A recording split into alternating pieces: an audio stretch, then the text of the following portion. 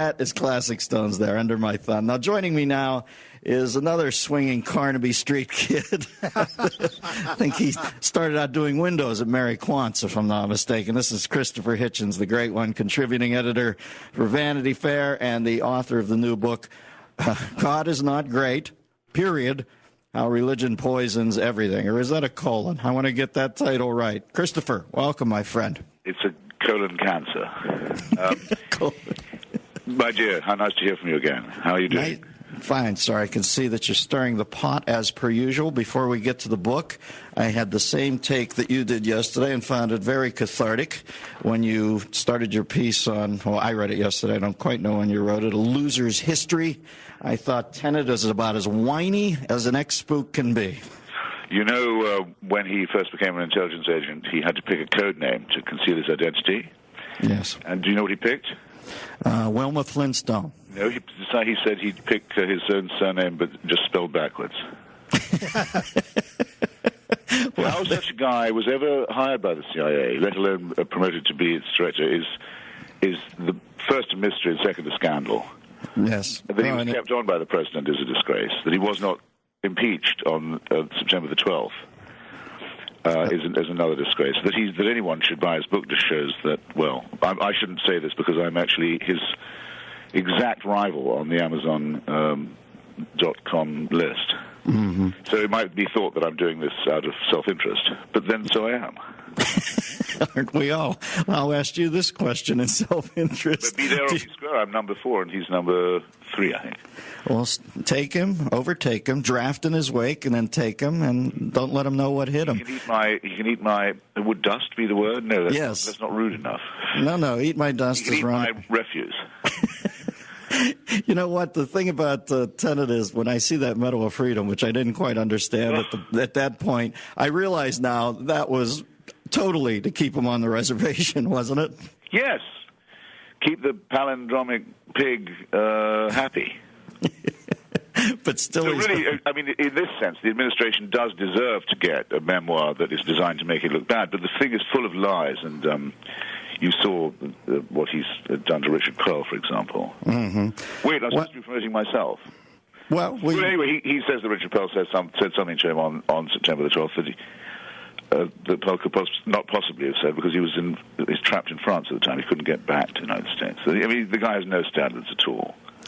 Yes, well, I'm always amazed that he's able to even perceive. I thought his instincts for intelligence were so bad that I'm surprised he's able to perceive that he's being thrown under the bus. I mean, to me, it would seem to take a double-decker bus with snow chains on the tires before Tenet would notice that something was afoot. Well, before we go on to moi, I must just say this in case people haven't read the column or don't know what I'm talking about, but a guy who is quoted and proud to be quoted by Robert Woodward as saying when he saw the planes hit the towers, he said his first reaction, the head of our intelligence, was, gee, I hope it's not those guys at the flight schools in the Midwest. Right. Now, in other words, hey, I know who these people might be because I know they're there, but I've just failed to do anything about them. Unbelievable. I should hope he would hope it wasn't them, because if it was them, he's out of a job. Right. And probably in front of a tribunal. Instead of which, a Medal of Freedom. I mean, it's enough to make a cat laugh. You couldn't make it up. Well, you know, he's perfect for a world in which things are taken on faith. Mm-hmm. Well, now listen. Perfect for a president who says that being a person of faith, i.e., someone who will believe anything, is a good thing. May I say that nobody hands you a Segway on more of a silver platter than my friend Christopher Hitchens. Let's talk faith. the title of the book. Well, I had to get that Tenet thing out. It was a catharsis for me. God is not great. So how's this going to sell down in the Bible band, my friend? Well, we launched it in the Arkansas Literary Festival. A couple of Sundays ago, I went down to Little Rock, and I've actually asked my publishers to make most of the tour in Dixie. We're doing Texas and Georgia and Mississippi and elsewhere. And what I always find when I do this is that huge and friendly crowds turn up, every one of them thinking that they'd better be there because they're the only atheists in the country. And that's the situation, I think, very broadly as well, more broadly. I mean, the belief that this country is saturated with credulous fools is a false one. Mm-hmm. Well, advance your theory to me. The concept of God. I wouldn't mind, by the way, if I was the only person who thought this, but I just happen to know that I'm not. Right. And I'm riding a wave that's been started by greatly superior authors like Richard Dawkins and Daniel Dennett and Sam Harris, all of whom had massively positive responses for their books, as mine is getting. And I think it's because there are a very large number of people who are just through, fed up, basta, enough already with religious bullying, whether it's the Danish cartoons and the cowardice of the American press about that, or the stupidity of the president greeting Vladimir Putin and saying how wonderful he is because he's wearing a crucifix, to the attempt to teach rubbish to our children in schools under the laughable name of intelligent design. All of this, I think the people decided, okay, we've been taking our First Amendment and our Enlightenment values too much for granted. Now we're going to have to fight back for them. Good.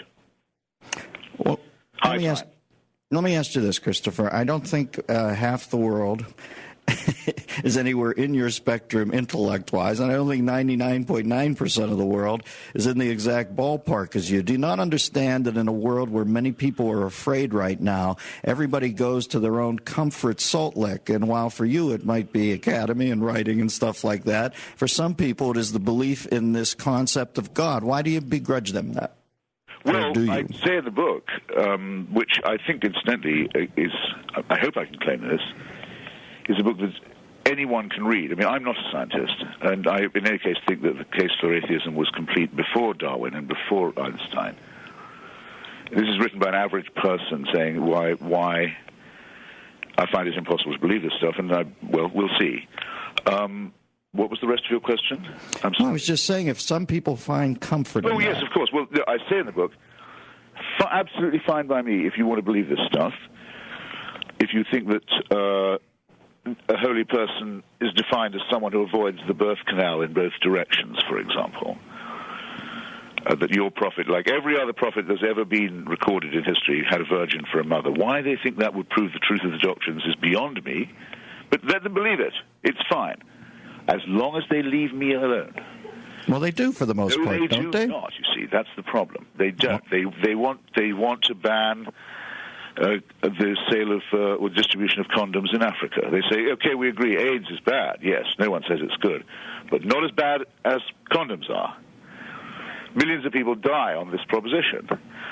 They say they don't want me to benefit from stem cell research when I get sick. If they're Muslims, they say that if I don't respect their prophet, I'm in physical danger. Mm-hmm. The parties of God are, as we speak, every day, ruining, destroying, laying waste to Iraqi society, something that we can't be exactly indifferent to. My friend Salman Rushdie is given a death sentence for the crime of writing a novel. And all the religious leaders in the world combined to say, well, he was asking for it because he was blasphemous. Now, we're fed up with this.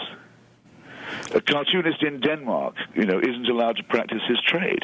Right. For fear of murder and worse. So no, they cannot keep this wonderful belief of theirs to themselves. And that's another question I ask. Why doesn't it make them happy? They believe that they have a destiny that will end them up in paradise only if they just observe a few stupid rules. They have a God who loves them and cares for them. Well, if you believed a thing like that, wouldn't you be really happy? What could hurt you? I think a lot of them are ebullient. You sense that they're all doer personalities? Everyone else believes it too.